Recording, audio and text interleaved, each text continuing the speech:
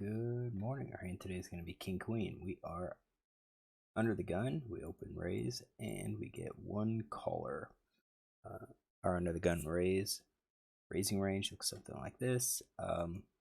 Try not to increase it. We've got a couple players that are somewhat loose. We've got a player that kind of is a warning player. Have a lot of hands with him. Kind of have him as somewhat of a winning player. Let's see if he has one or not. But mark him orange because we have to be careful. Yep. So we do get a caller. He's playing 15-2 over 97 hands. It's looking 50% overall. Mid position, he's playing like 7%. This is, and pre-flop, he's calling about 9%, but that's 1 out of 11. This is 2 out of 27. 3-bet, hasn't 3-bet. However, we do have some notes. Where we have a 3-bet range of aces, 4-bet range of aces, called 2 bets from the blinds, called 3 bets in position, called 3 bets out of position, and so forth. Limp had called a raise. So what are we looking at? Based on his stats, I think it is going to be pairs, pocket pairs, some Broadway hands, and maybe a couple suited connectors. I put this together. This is about 11%. It's probably pretty good. I'm still undecided whether to include King Queen or not, and I just don't feel it. Even like Ace Jack, he had that as a limp, but I'm not sure if he'd call it. But we're going with this. This is definitely a range that I expect a tight player. They're calling, hoping to set mine, and they've got some suited Broadways. And then Ace King, Ace Queen, Ace Jack. I do say we're going to 3-bet aces, but I don't think we're going to see a whole lot of 3-bet with kings or ace king. We can always kind of adjust it by saying, well, maybe those are 50%, but we do have his 3-bet range as aces, and then you've got the called 3-bet out of position as kings, and we have limp and call to raise with kings. So just kind of makes me think kings and ace king are not going to be raising here. So we take this hand to the flop. Let's see here. All right. Comes out king jack 5. So we have initiative. We could have straight. We could have flush draws. There's not a huge number of combos out here. Oops. Let's get this king 5 with the jack. All right. So if we just look at flush and open ender, that's 10.3%. We could do a gut shot, that's 28%, and that means then we're looking at about 15% value range. So if we do top pair plus, that's at 27%. I kind of think since we're out of position, we're probably not going to be betting all of our top pair. So there could be some kings that we're checking, including some of like the ace kings. Maybe we do some of the suited ace kings, and that leaves like king queen king 10. And again, it's probably not, we're probably not checking all the ace kings, but this gets us a betting range about 47.5 against a tighter player. Yeah, he could hit, but at the same time, I think we are ahead all of his pocket pairs. And I know if we check a lot, then we're going to give him some draws or a free chance to hit his trips. That is possible. Now we could always kind of increase it and say, okay, let's add 2-card backdoor flush draws to our bets. Let's add these bottom pairs to our hands and these cards here. And that means if we do that, then we are going to be c-betting nearly 100% of the time. And maybe that is what we do. This hits our hands so well with all of our Broadways that maybe we do bet just all of it. What do we do with villain? What do I think he's gonna do? Well, he's probably gonna call his top pair hands. His fold c-bet stats actually pretty low, 0 out of 2. That just kind of makes me think that he's probably one of these players that'll be playing one of these, like middle pair call once and then fold. Probably all also of those. Like call once and fold, because they know that we bet a lot. That's at 68% to do that. So he's folding, about 30%, 32%. But I'm kind of thinking,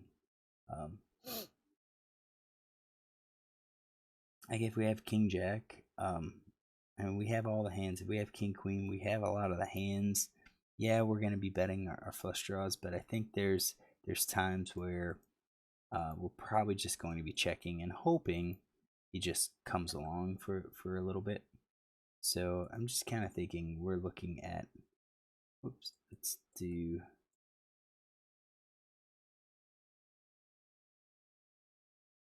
something maybe like that. Oops.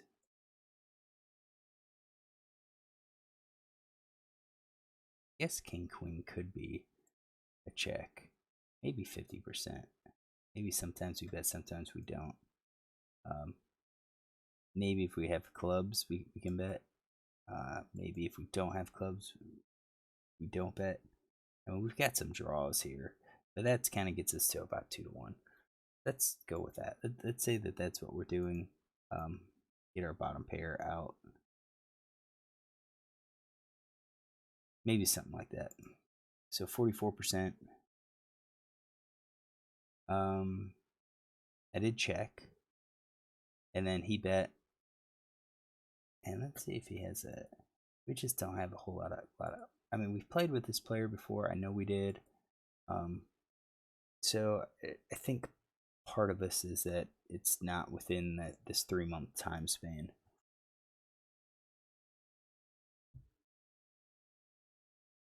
Yeah, we don't have any information that he probes. But let's go ahead and get this set up. So we're going to set these up.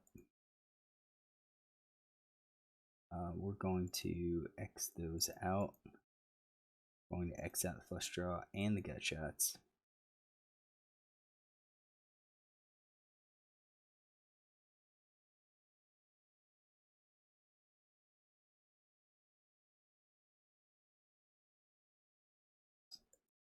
You need 100% of these.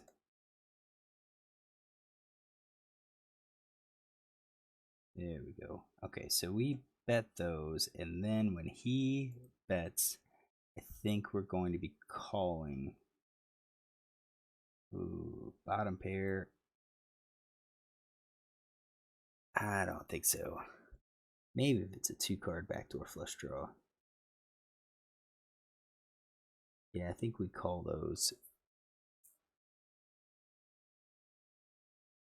2-card backdoor flush draw with ace 5. I think we do that.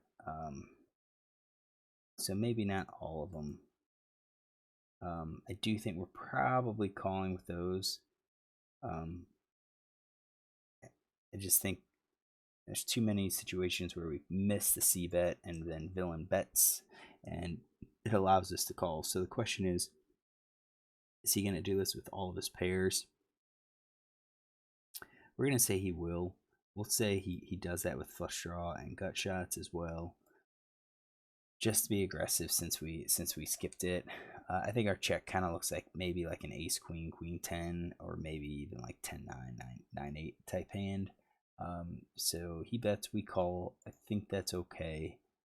Just kind of wondering if our C bet, if our check was okay. 9 of hearts connects. That actually improves us, but since we already checked, we're gonna have to check again. Villain checks behind, so once he checks behind on that, I don't think he's necessarily checking the flush. I think he would probably bet. I think the set's gonna freeze up, 2 pairs gonna freeze up, top pair's gonna freeze up, and then all of these other ones are going to freeze up as well. I'd like to think the nut flush draw is going to be betting, but the second nut could be checking. So I think this is where we're going with him since he checked. We checked 100%, so all of our range is here, and now the question will be, do we continue betting at some point? Well, that heart's not the greatest. So I think for us, I think we would only bet if we had the ace king, like the ace of hearts. Actually, let's fix that. If we had the nut flush, I think we would be betting. We'd be betting a little bit to try to get some value, and probably the second nut flush as well. I think we would be betting to try to get some value, and then we're going to use fourth nut and so forth. I think our one pair hand we can bet as a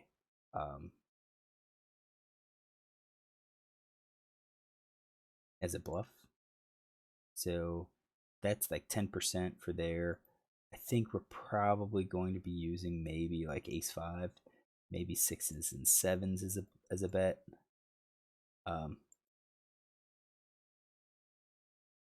So that's like 2%, and then 6%. Yeah, that would be about it. So ace five, sixes, we would bet just kind of as a bluff, and all the other ones I think we just check.